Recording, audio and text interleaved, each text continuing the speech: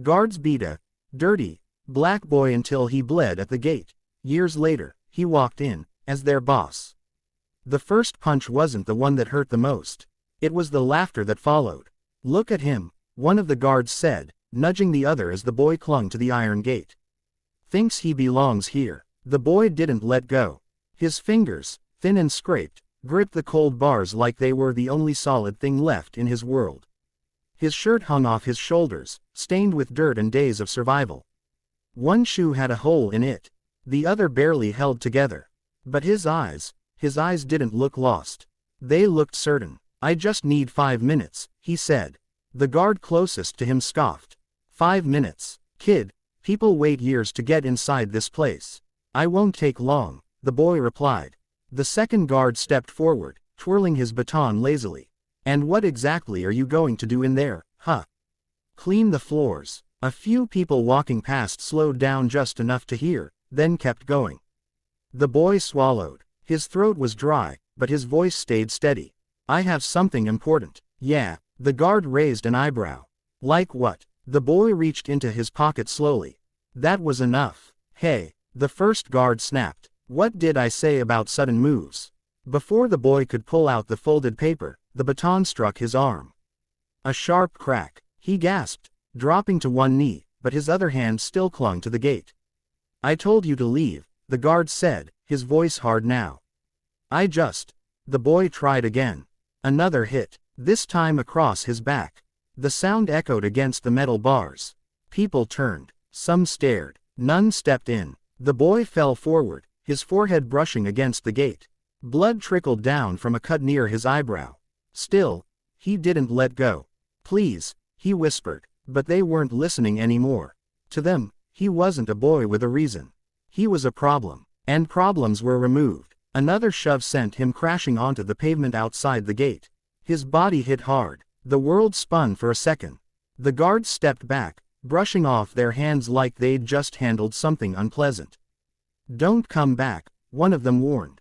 The boy lay there, breathing shallow, tasting iron in his mouth. Through blurred vision, he looked past the gate.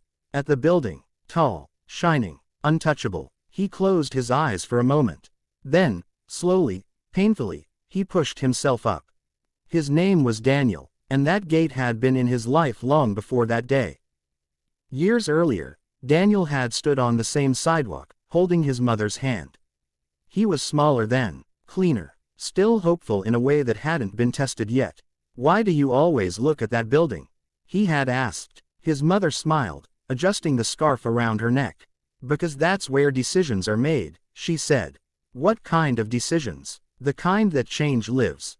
Daniel looked up at the glass tower, reflecting the sky like it was part of something bigger. "Can we go inside?" His mother's smile softened. "Not yet," she said. "Why not?" "Because sometimes," she replied gently, "people only see what's on the outside." Daniel frowned, not fully understanding. His mother knelt down, brushing his hair back. "But one day," she added, "you'll walk through doors like that, and they'll have no choice but to see you." Daniel held onto those words, even when things changed. Because they did, slowly at first, then all at once. His mother worked cleaning offices, sometimes in buildings even bigger than that one. She left early, came back late, and always carried the weight of a world that didn't notice her. But at home, she was different. She laughed, she told stories, she made even the smallest meals feel like something special. "You don't need much to be rich," she would say. "Just something to believe in." Daniel believed in her, until the day she didn't come home. Hospitals have a way of making everything feel unreal. Too white, too quiet, too final. Daniel sat in a chair that was too big for him, his feet not touching the floor. A doctor spoke. Words like, "Complications, too late, we did everything we could." None of it made sense. All Daniel understood was this: she wasn't coming back. The world after that didn't wait for him to catch up. Bills piled up, the small apartment disappeared, and Daniel, still just a boy, was pushed into a system that never quite knew what to do with kids like him. Foster homes came and went. Some kind, some cold, most temporary. But through it all, one thing stayed constant. That building, that gate, That promise. By the time he was 15, Daniel had learned how to survive. He knew which streets were safer at night, which shops threw away food at closing time, which faces to avoid, and which ones might help. But help was rare, and trust was expensive. The letter came from someone unexpected. Ms. Carter, a volunteer teacher at a small community center Daniel visited occasionally, not because he had time, but because it was warm. "You're different," she told him one afternoon. Daniel shrugged. "Everyone says that. I mean it," she insisted. "You see things. You understand faster than most." Daniel didn't respond. He'd heard versions of that before. They didn't change much. But Ms. Carter didn't give up. "Let me help you," she said. "How?" he asked. She hesitated, then pulled out a piece of paper. "I know someone," she said. "Not well, but enough to try." She began writing, carefully, thoughtfully, each word deliberate. When she finished, she folded the paper and handed it to him. "This won't open the door for you," she said. "But it might get someone to listen." Daniel looked at it like it was something fragile. "Why would you do this?" he asked. Ms. Carter smiled softly. "Because someone should." That letter was in his pocket the day he went to the gate. The day everything went wrong. After the guards threw him out, Daniel didn't go far. He sat on the curb across the street, his body aching, his head throbbing. Cars passed. People moved on. The world kept spinning. He reached into his pocket with shaking hands. The letter was still there. Crinkled, but intact. He let out a breath he didn't realize he was holding. Then he looked back at the gate. Same as always. Closed.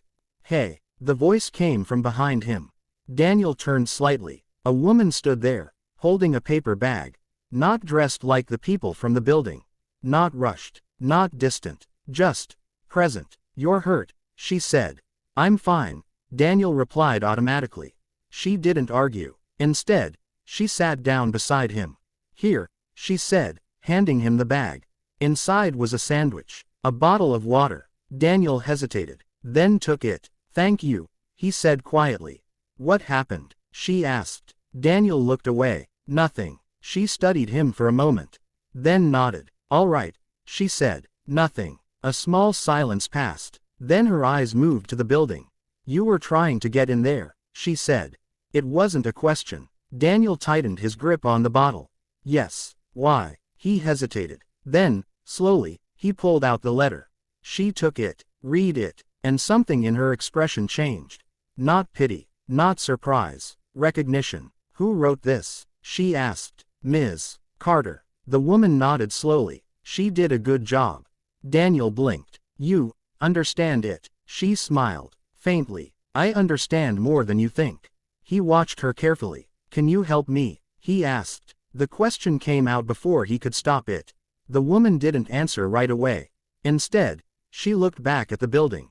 Then at Daniel. Then at the letter. "Maybe," she said. Her name was Evelyn, and she didn't take him to the front gate. They walked around the side of the building, to a quieter entrance.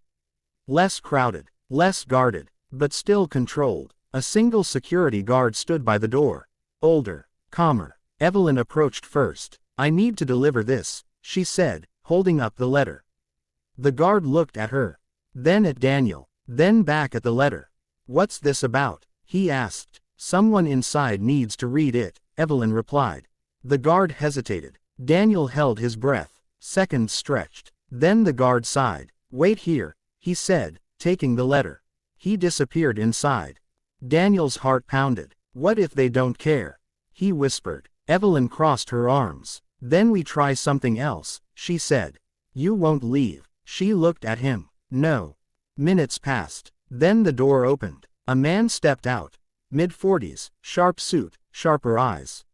He looked at Daniel, then at Evelyn. "Which one of you is Daniel?"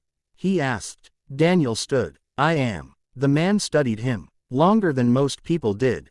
Not dismissing, not judging, just looking. "Come with me," he said. And just like that, the door opened. The years that followed weren't easy. Nothing suddenly became perfect, but something had changed. Someone had listened, and that was enough to begin. Daniel worked harder than anyone expected, harder than anyone required. He studied at night. took every opportunity, made mistakes, learned from them, kept going, even when people doubted him, even when doors closed again. Because now he knew, sometimes, all it takes is one open door to change everything. Evelyn stayed in his life. Not as a savior, as a guide, a reminder. You don't owe the world anything, she told him once. But you owe yourself the chance to become who you're meant to be. Daniel never forgot that. Years passed, and the boy at the gate became something else. The day he returned, the building hadn't changed. Same glass, same steel, same gate, but Daniel had. He walked up slowly this time, not because he was unsure, but because he remembered every step, every moment, every bruise. The guards at the gate looked up.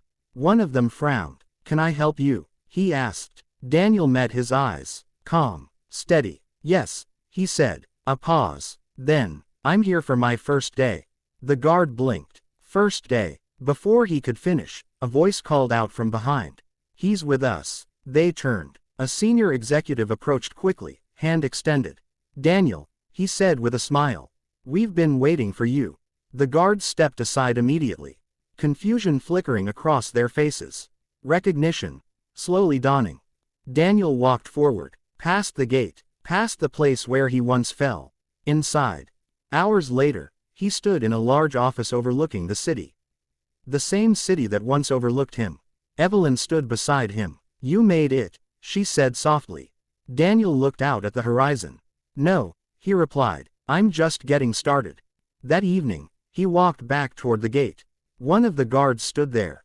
Older now, quiet. "I remember you," the guard said.